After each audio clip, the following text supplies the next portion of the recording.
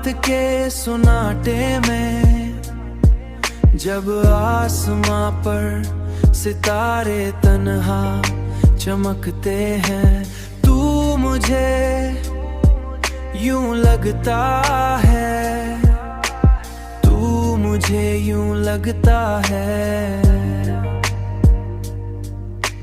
जैसे हर सितारा मेरी अधूरी कहानी का गवाह हो।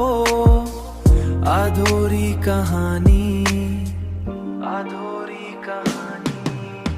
इन्हें सितारों के बीच तुम्हारी आंखों की चमक मुझे याद आती है, जो कभी मेरी दुनिया की सबसे बड़ी रोशनी थी, सबसे बड़ी रोशनी थी।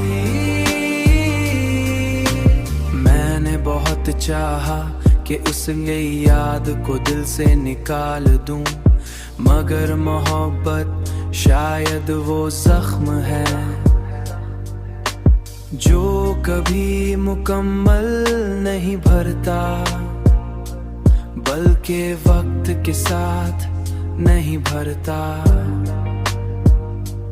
बल्कि वक्त के साथ और गहरा जाता है, बल्कि वक्त के साथ और गहरा होता जाता है।